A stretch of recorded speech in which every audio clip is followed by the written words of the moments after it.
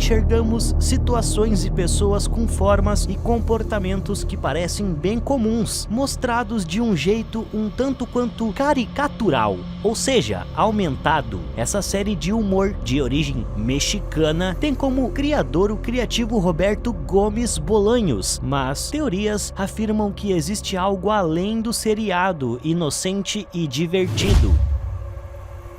Segundo uma creepypasta, que é um tipo de lenda que circula na internet, Chaves seria uma sutil e genial representação do inferno. Parece estranho esse tipo de afirmação, ainda mais vindo de um seriado de televisão tão querido por milhões e milhões de pessoas e que faz tanto sucesso com uma fórmula artística tão simples e adorável. Talvez você ficava torcendo para que o Seu Madruga conseguisse pagar os aluguéis atrasados, ou para que o Chaves, de alguma forma, se desse bem na vida para não sofrer mais como um menino pobre e carente. Se você fosse um pouquinho mais maldoso, talvez torcesse para que a Dona Florinda se desse mal ao tentar bater no Seu Madruga, ou se você gostasse mais de criar casais, torcendo assim para que o Seu Madruga se casasse logo com a Dona Clotilde. Mas, segundo essa teoria perturbadora, praticamente todos os personagens estão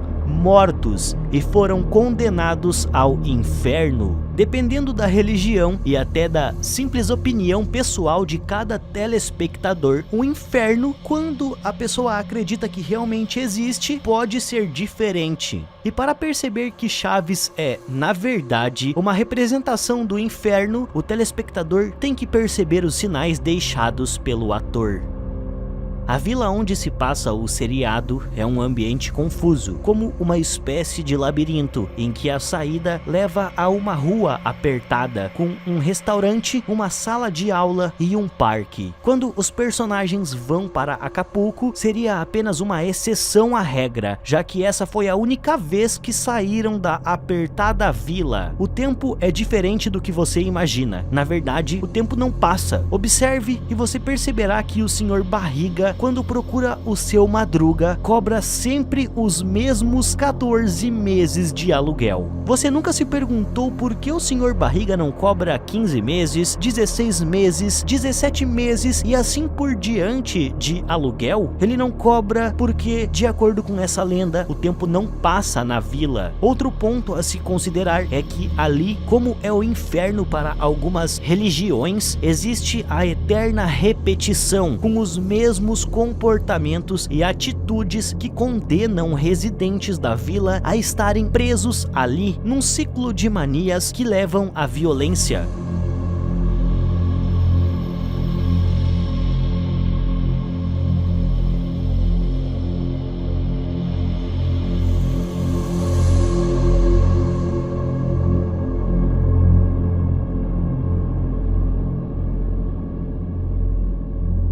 E assim, a cada episódio, vemos os mesmos comportamentos e tipos de ocorrências. Um aspecto muito assombroso também é que cada personagem parece ser a representação fiel de um pecado capital. O Sr. Barriga é a representação da ganância, pois somente uma pessoa com muita ganância cobraria vários meses de aluguel todos os dias. Já a preguiça é representada pelo Seu Madruga, que vive não querendo trabalhar, não cumpre com os afazeres e não paga o aluguel. O pecado da gula é representado por aquele moleque insaciável que adora sanduíche de presunto e que chama o professor Girafales de professor linguiça.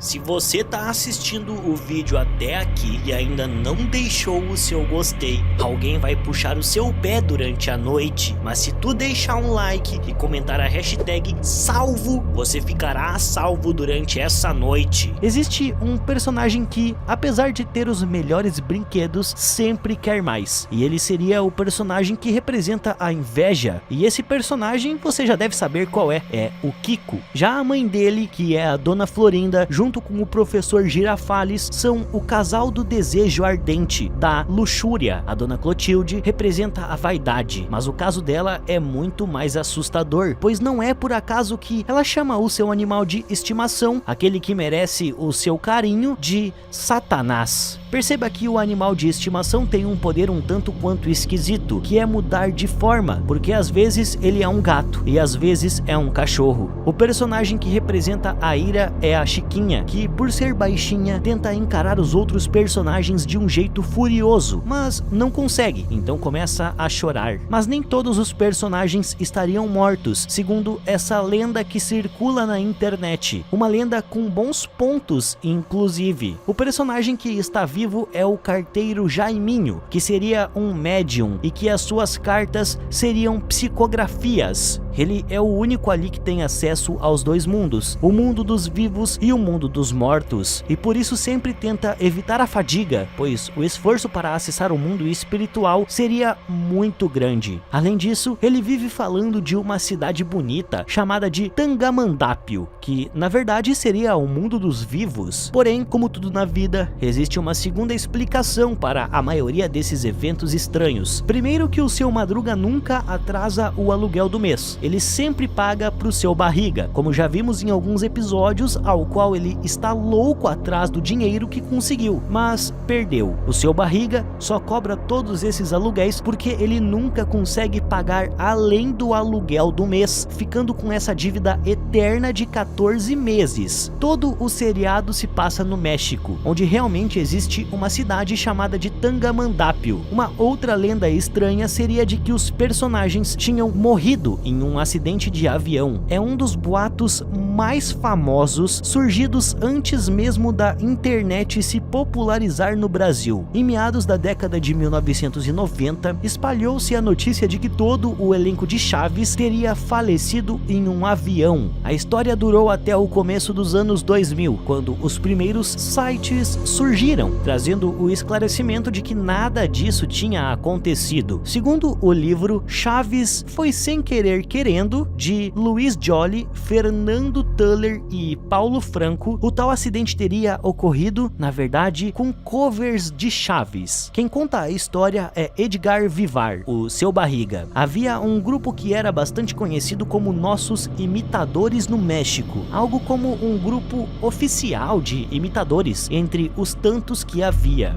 Uma outra lenda seria sobre a censura de um episódio do Chaves por parte da Televisa. Há no YouTube um vídeo famoso com o título O Episódio Censurado de Chaves. É dito por eles que, pelo excesso de violência, a Televisa teria decidido censurar tal episódio. Só que isso tudo é uma baita mentira. O episódio em questão é o Marteladas, de 1973. Ele é exibido normalmente pela Televisa. Não há nenhum registro de que a emissora tenha censurado episódios. Vários capítulos têm situações politicamente incorretas ou cenas que poderiam ser imitadas com perigo por alguma criança, mas nenhum desses episódios saiu do ar até hoje. Existem sim episódios perdidos do Chaves, mas não por conta de censura ou acidentes e incêndios, e sim porque os episódios perdidos foram arquivados por serem semelhantes a outros em exibição no canal. O SBT julgava não valer a pena exibir 2 ou 3 versões de um episódio ou saga, e por isso preferiu os arquivar. Entre agosto de 2011 e março de 2012, e no trimestre entre fevereiro e abril de 2015, o canal exibiu 69 episódios perdidos de Chaves, mostrando que eles fizeram bem em tê-los deixado arquivados, já que a maioria deles representa uma qualidade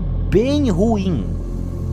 Mas infelizmente o vídeo vai ficando por aqui. Eu espero que você tenha gostado. Não esqueça de se inscrever no canal e deixar o seu gostei. Eu vou ficando por aqui e até a próxima.